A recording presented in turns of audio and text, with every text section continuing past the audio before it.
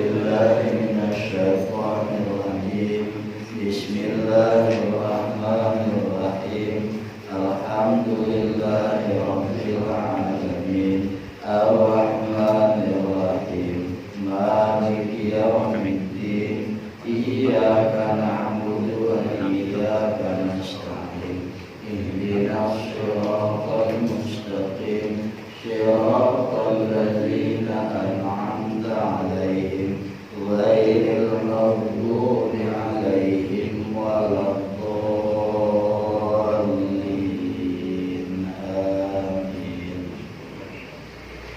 Bismillahirrahmanirrahim. Alhamdulillahirabbil alamin. Allahumma shalli wa sallim ala sayyidina Muhammad wa ala ali sayyidina Muhammad. Qala al-mu'allif rahimahullah wa adama intifa'ana bi ulumihi fid dharain amin.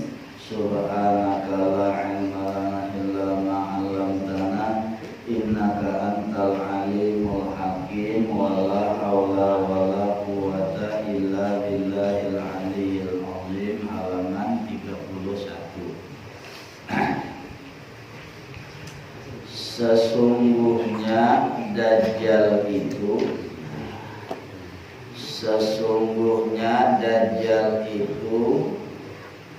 picak sebelah matanya.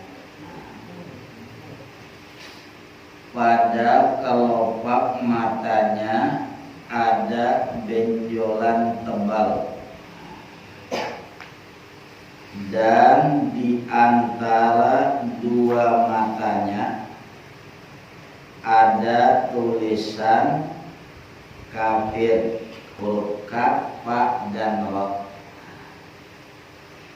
Semua orang mukmin bisa membaca tulisan itu, sama ada orang pintar membaca atau tidak. Ya, itu di antara sifat-sifat Dajjal tadi.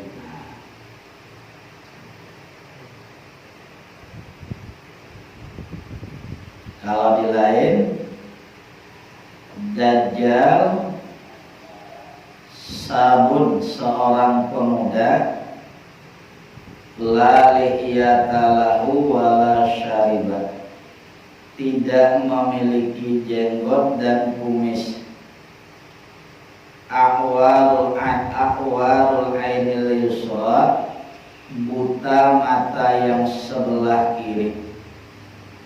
Ka'anna alam tukhlaq, seolah-olah mata yang sebelah kiri tadi memang tidak diciptakan. Wa ainuhul ukhra mamzujatun biddami, matanya yang lain, artinya yang sebelah kanan, bercampur dengan darah. Yang sebelah kirinya tidak ada.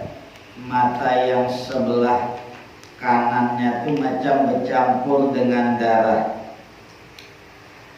Alaiha jildatun ghalidhatun. Ya, Dajjal tadi memiliki kulit yang tebal, kasar.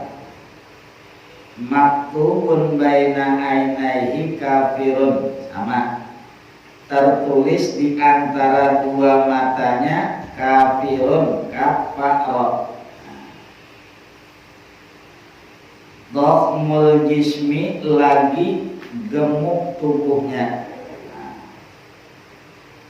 Quluhu samanuna zira'an, panjang tubuhnya tadi samanuna zira'an, 80 hasta.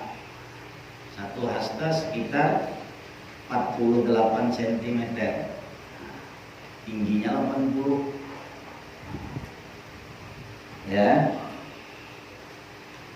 Wa ardu ma baina mankibaihi salatuna zira'an, lebar antara dua pundaknya Dajjal tadi salatuna dira'an 30 hasta. Gimana tuh? Ya, itu lebarnya. Waktu jabhatihi dira'ani, dan panjang dahinya Dajjal tadi 2 hasta. Dahi ya, panjangnya 2 hasta. Fiha qarnun maksur torfi, pada dahinya ada tanduk yang pecah ujungnya. Yakhruju minhul hayatu, keluar dari tanduk tadi ular. Wa sya'ru ra'sihi ka'annahu aghsanu syajaratin, dan rambut di kepalanya Dajjal tadi seolah-olah ranting-ranting pohon, macam dahang tadi rambutnya, saking besarnya rambutnya tadi. Wa ihdayadaihi aqwalu minal ukhra, salah satu dari 2 tangannya lebih panjang, tidak sama. Begitu nah. Satu panjang, satu pendek. Kalau kita kan sama, kalau tidak. Nah, ciri-cirinya yatanawalu syihaba biyadaihi, dia dapat mencapai awan dengan tangannya, sampai tangannya ke awan tadi.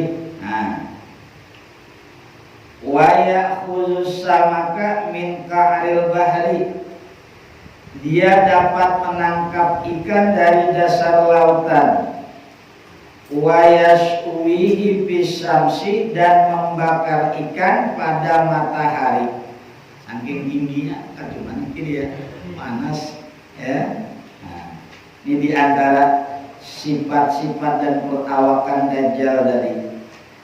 Wa yaqudul baharal milha ila ka'bihi, dan masuk ataupun tenggelam Dajjal tadi ke lautan yang asin tadi sampai kepada ka'bihi. Nah, ka'bihi itu 2 mata kakinya. 2 mata kakinya cuma air yang dalam itu, berarti tingginya macam mana? Lautan yang dalam tadi. Nah, ia terujuk keluar Dajjal tadi min Khurasana, dari kota Khurasan. Nah, di situ nanti keluarnya Dajjal. Tapi itu nanti beda-beda pendapat ulama. Kalau yang di kitab kita sini di Asbahan, terus lagi kembali ke kitab kita, itu di antara sifat-sifat Dajjal tadi.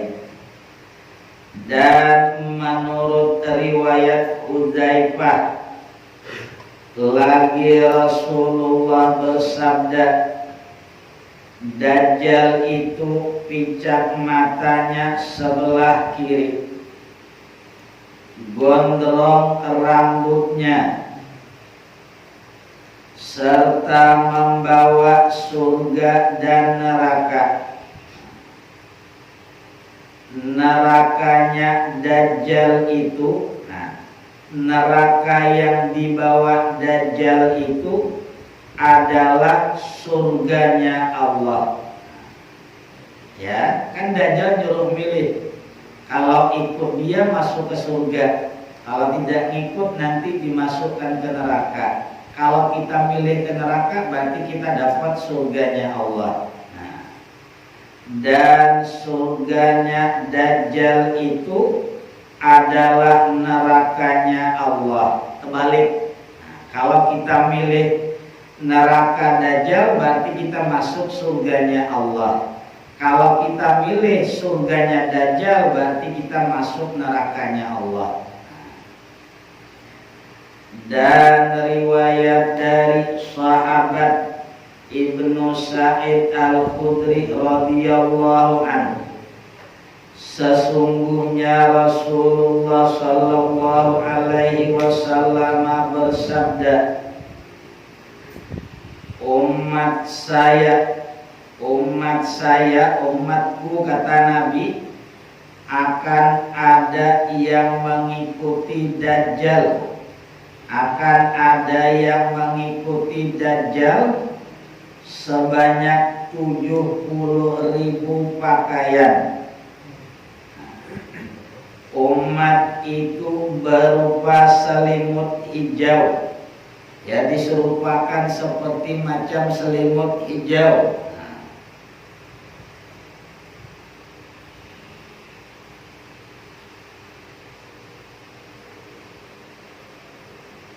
Itu nanti ciri-ciri umat Nabi yang mengikuti ya ajaran Dajjal tadi. Sudah dijelaskan Nabi. Warawat Tabrani anna Rasulullah sallallahu alaihi wasallam zakaru indahu Dajjal.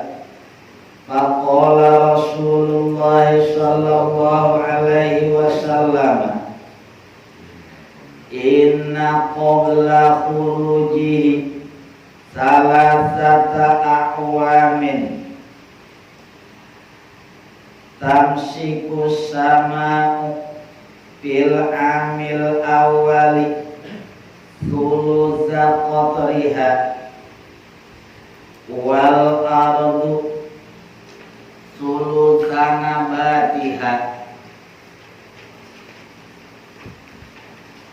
wal amisani tamsikus sama'u sulutai qatriha wal ardu sulutai nabatiha wal amisalisi tamsikus sama'u qatriha yakni kullahu wal ardu nabataha yakni kullahu hatta la yabqa zata kharsin wala zata walfin illa mata. Sesungguhnya para sahabat pada suatu hari sedang berkata-kata atau berbincang-bincang tentang Dajjal, yang menceritakan Dajjal di hadapan Rasulullah sallallahu alaihi wasallam. Kemudian Rasulullah sallallahu alaihi wasallam bersabda, sesungguhnya sebelum keluarnya Dajjal itu, sebelum Dajjal keluar, sebelum Dajjal bebas daripada rantai, ada 3 tahun zaman yang menyengsarakan. 3 tahun sebelum Dajjal keluar kita mengalami masa sangat kesulitan, yaitu pada tahun pertama langit menahan 1/3 hujan, 1/3 daripada hujan tidak diturunkan, dan bumi menahan 1/3 tumbuh-tumbuhan. Artinya 1/3 daripada tanaman yang ditumbuh itu tidak hidup. Nah, itu tahun pertama. Tahun yang kedua langit menahan 2/3 hujan, dan bumi menahan 2/3 tumbuh-tumbuhan. Semakin jarang hujan. Tahun yang ketiga langit menahan hujan sama sekali, tidak ada hujan. Selama setahunan itu tidak ada hujan. Dan bumi menahan tumbuh-tumbuhannya sama sekali. Tanaman-tanaman yang ditanam tidak tumbuh. Hujan tidak turun selama setahun. tanaman-tanaman yang ditanami tidak tumbuh. Nah, ini tahun yang ketiga. Ini belum lagi keluar dajjalnya, menjelang dajjal turun. Sekarang masih banyak hujan ada. Nah, belum lagi. Tanaman yang ditanam masih tumbuh. Nah, berarti belum masanya. Sehingga tidak ada hewan yang mempunyai taring dan hewan yang mempunyai kuku binatang. Yang pakai kuku tidak ada lagi. Hatta la yabqa dzata kharsin wala dzata dhalbin, kecuali mati semuanya. Nah, minum tidak ada lagi air kering. Hewan tadi mati kehausan, yang dimakan tumbuh-tumbuhan tidak ada. Wa fi riwayatin ukhra, dan pada riwayat yang lain, sampai-sampai bumi berupa seperti tembaga dan langit seperti kaca. Jadi itu tandusnya, sebab tidak ada tumbuh-tumbuhan dan tidak ada mendung. Kemudian banyak orang yang mati kelaparan, dan juga banyak fitnah dan pembunuhan. Gitu riwayat yang lain menjelang keluarnya Dajjal tadi. Wa fi riwayatin ukhra, dan pada riwayat yang lain, berarti ada 3 riwayat menjelaskan tentang masa-masa dikeluarkan, masa-masa mau keluar Dajjal tadi.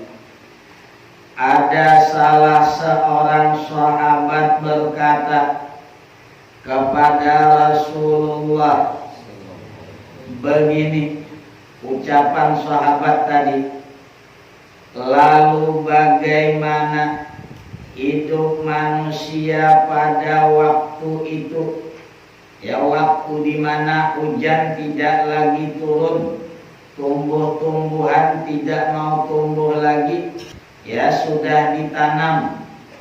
Kalau tumbuh-tumbuhan tidak ada dan hujan pun tidak ada, nah, macam mana makan orang? Yang ditanam hujannya tidak ada, buminya juga sudah tidak subur, tidak mau lagi menumbuhkan tumbuh-tumbuhan yang ditanam tadi. Lalu cara makan macam mana, kata sahabat kepada Nabi? Rasulullah sallallahu alaihi wasallam menjawab,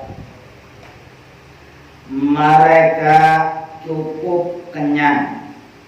Mereka cukup kenyang dengan membaca tahlil la ilaha illallah, takbir Allahu akbar, tasbih subhanallah, dan tahmid membaca alhamdulillah. Itu makanannya. Itulah yang bikin kenyang, ya. Pakai akal masuk ya. Buktinya habis bertahlil 2 piring. Terus sekarang ya. Nanti kalau sudah Dajjal tuh, nah itu jadi makanannya. Tahlil. Kan di antara keutamaan surah Yasin tadi kan, kalau dibaca bagi orang yang lapar maka kenyang dia. Ya nanti ada masanya. Fadilah itu berlaku, kalau sekarang ya belum lah, makanannya masih ada. Ya nah, sudah baca surah Yasin kata dia masih lagi lapar. Ya makanannya masih ada. Coba sudah zaman yang macam ini. Nah, seperti kenyang mereka makan biasa. Ini sebagaimana mereka makan, kenyangnya seperti itu juga lah. Ketika mereka dihadapkan keadaan seperti ini, memperbanyak baca tahlil, takbir, tasbih, dan tahmid, kenyang. Itu namanya kenyang dengan jalan barokah zikir tadi. Nah, perasaan kita kenyang padahal kita tidak makan. Itu namanya timbul barokah dari bacaan tadi. Barokah tadi kan bertambah-tambah kebaikan. Baru yang membaca tadi merasakan kenyangnya. Membaca tahlil tadi seperti kenyangnya mereka makan makanan tadi. Padahal tidak makan, membaca la ilaha illallah cuman banyak-banyak. Tapi terasa mereka merasakan tidak lapar lagi perutnya. Banyak membaca takbir tidak lapar lagi perutnya. Banyak membaca tasbih tidak lapar lagi perutnya. Banyak baca tahmid ya tidak lapar lagi perutnya. Dia baca yang subhanallah alhamdulillah wala ilaha illallah wallahu akbar tadi. Itu kalau diskaliguskan semuanya, kalau dikumpulkan pada waktu itulah, waktu ketika sudah tidak ada hujan lagi, tumbuh-tumbuhan tidak mau hidup lagi ketika ditanam, Dajjal keluar. Dajjal muncul dari daerah Asbahan. Ini bedanya. Kalau tadi di kitab yang satu tadi menjelaskan di kota Khurasan. Kalau yang di buku kita di kota Asbahan. Ulama telah sepakat mengatakan bahwa Dajjal akan muncul dari arah timur, artinya dari sebelah timur. Ada yang mengatakan dari Khurasan, ya yang kitab ini tadi, dan ada yang mengatakan dari Asbahan, yang kitab kita. Dan ada pula riwayat yang menyebutkan dari satu tempat di antara Irak dan Suriah. Jadi ada 3 penjelasan mengenai munculnya Dajjal tadi.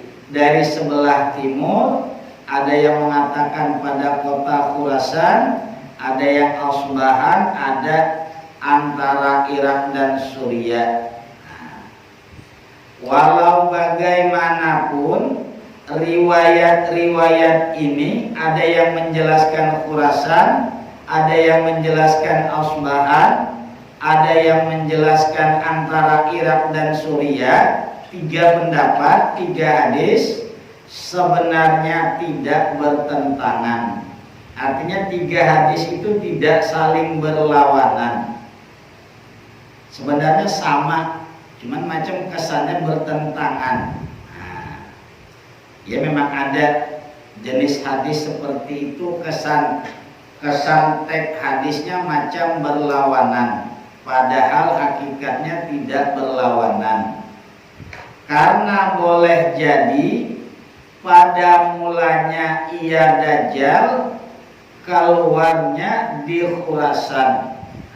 Awal keluarnya Dajjal itu memang di Khurasan. Kemudian lalu mendapat dukungan daripada Yahudi Asbahan. Dari Khurasan baru pergi ke Asbahan tadi, yang berjumlah 70.000 orang. Nah ini pendukung awal Dajjal, Yahudi dari kota Asbahan tadi. Jadi memang dari Khurasan dia menujunya ke Asbahan tadi. Cuman ada yang menjelaskan kan perbedaan awal, cuman awal, ada yang mengatakan di Khurasan, ada yang mengatakan di Asbahan. Tapi yang jelasnya tidak berlawanan. Kemudian tantangannya terhadap kaum muslimin bermula ketika ia Jibril berada di antara Irak dan Suriah. Jadi 3 daerah itu memang dimasuki oleh Dajjal tadi. Jadi kan tidak berlawan-lawanan. Riwayat yang mengatakan bahwa Dajjal ini pada masa mula muncul di masyarakat, kelihatan seperti seorang yang kuat beriman kepada Allah, lalu ia mempunyai banyak pengikut dan pendukung. Setelah ia merasa kuat dan pimpinannya bertambah banyak, artinya pengikutnya sudah banyak, ia mulai mengaku dirinya sebagai seorang nabi. Itu ada juga riwayat yang macam itu. Awal-awalnya Dajjal tadi macam seorang yang kuat beramal, lalu banyak orang yang mengikuti. Begitu sudah banyak pengikut, mulai Dajjal tadi menyatakan diri dia tadi nabi. Sudah berapa banyak yang ngaku nabi? Ya, kan sudah dijelaskan, kata Nabi ada 30 orang yang mengaku nanti setelah Nabi wafat tadi mengaku menjadi nabi. Di zaman Nabi aja hampir 9. Belum lagi di zaman sekarang. Indonesia ini luar biasa.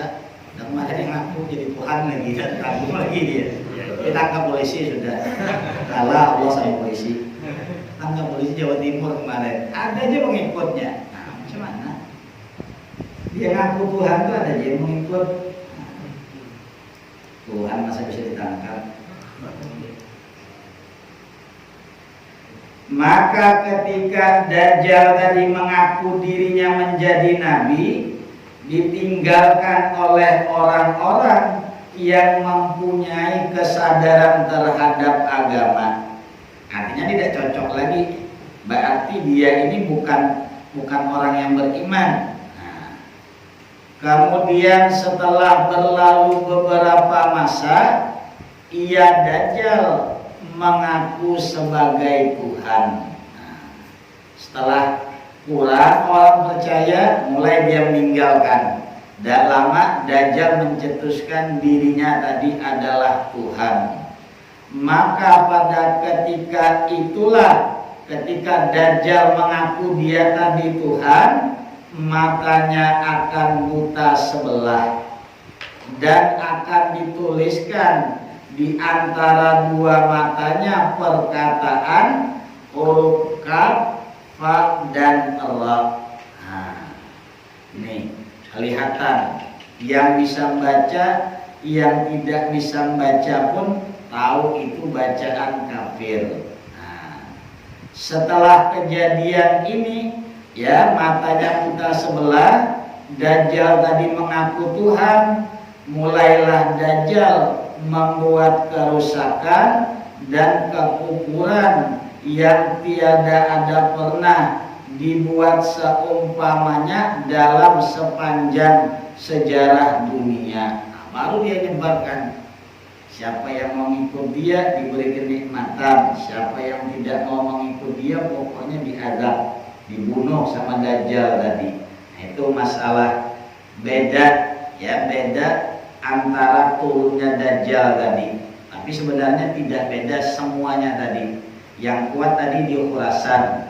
Kalau di kitab kita tadi menjelaskan Dajjal tadi turunnya di Asbahan. Dari desa Yahudiyah. Ya, Dajjal tadi keluarnya di Asbahan, munculnya di Asbahan, tepatnya di desa Yahudiyah, dengan mengendarai himar. Himar itu kecil daripada kuda. Dengan mengendarai himar yang buntung-buntutnya seperti bagal rupanya. Ya, bagal ini di bawah daripada kuda juga, orang nyebut keledai. Itu nanti kendaraan Dajjal tadi, ya. Walahu imarun abyadu abtaru baina udunai. Dajjal tadi memiliki himar yang berwarna putih, potong buntung antara dua buntutnya. Tidak ada buntutnya, buntung itu kendaraannya. baina udhunaihi arba'una jira'an, antara dua telinga Dajjal tadi, ya, antara telinga satu dengan telinga satunya tuh arba'una jira'an, 40 hasta. Antara satu telinga sini ke telinga sini, nah 40 hasta panjangnya. Fadillu ihda udhunaihi sab'ina rajulan, bernaung pada salah satu daripada dua telinga Dajjal tadi sab'ina rajulan, 70 orang laki-laki. Bateduh di bawah telinganya ini, nah 70 orang. Ini tadi kan lebar pundaknya tadi, antara dua pundaknya tadi lebar. Wa khatwatuhu masyiratu salasati ayamin, satu langkah Dajjal tadi sama dengan perjalanan 3 hari. Satu kali dia melangkah, makanya cepat. Tapi nanti begitu Nabi Isa turun berlari lebih daripada itu lagi, dia ketakutan. Yang biasa berjalan satu langkah 3 hari, begitu Nabi Isa turun ditugaskan oleh Allah membunuh, satu langkah itu bukan 3 hari lagi, lebih lagi dari 3 hari lajunya Dajjal tadi berlari ketakutan. Ya, memang sudah diutus. Nah, itu diantara beberapa sifat ataupun perawakan daripada Dajjal tadi. Serta menjerit-jerit 3 kali jeritan. Bagalnya tadi, ya, bagalnya tadi menjerit 3 kali jeritan. Wa yasihu salasa sayhatin yasma'uha ahlul masyriqi wa ahlul maghrib. Dajjal tadi berteriak dengan 3 kali teriakan, maka mendengar teriakan Dajjal tadi oleh orang-orang yang berada di timur dan orang-orang yang berada di barat. Nah, jeritannya tuh yang sebelah timur dengar, yang sebelah barat dengar. Maka sekarang tuh banyak jelaskan sampai mungkin itu kan jeritan Dajjal, belum lagi, ya, jangan diada-ada, jangan ditakut-takuti orang. Nanti sampai masanya adalah jeritan tuh, belum waktunya lagi dia menjerit, jangan diceritakan. Nah, itu namanya jeritan Dajjal kata dia. Awidah Dajjal di mana sekarang? Tahu-tahu dia jeritan Dajjal.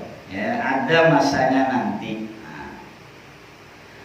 Dan manusia dari arah timur dan barat semua mendengar daripada jeritan Dajjal tadi. Teriakan Dajjal itu semua orang mendengar. Nah, itu di antara tanda-tanda kemunculan Dajjal dan beberapa penjelasan tentang perawakan Dajjal tadi. Itu yang asli Dajjal, yang begitu nanti. Kalau sekarang belum ada, ya, belum muncul, masih di rantai, ditahan Dajjal tadi, dikurung.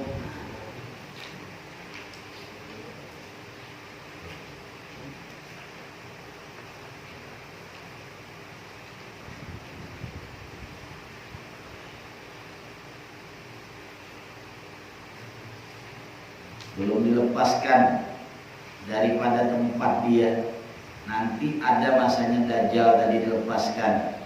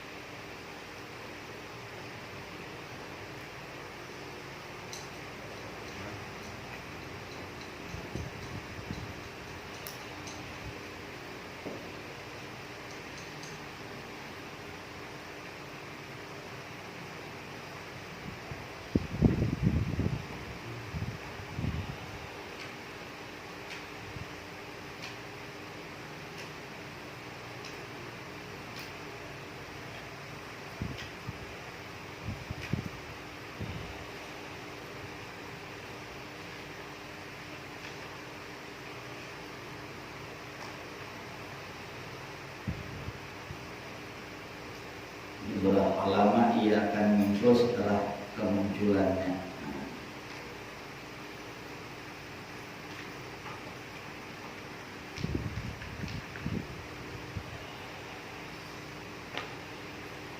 Menurut riwayat yang sahih yang disebutkan dalam kitab Sahih Muslim, bahwa Dajjal ini sudah wujud, sudah ada sejak berapa lama. Ia dirantai di sebuah pulau, tapi tidak dijelaskan pulaunya di mana, dan ditunggu oleh seekor binatang yang bernama Jasasah. Ada yang nunggu, jadi tidak bisa lari juga kalau belum waktunya. Memang diikat. Ini keterangan di sini terlalu panjang hadisnya, ya, mengenai tempat tinggal Dajjal tadi. Yang jelas Dajjal tadi sudah ada, sekarang dirantai di sebuah pulau dan ditunggu oleh seekor binatang yang bernama Jasasah. Yang menjaga Dajjal tadi supaya jangan lari. Bab menerangkan tercegahnya Dajjal memasuki sebagian daerah. Wallahu a'lam.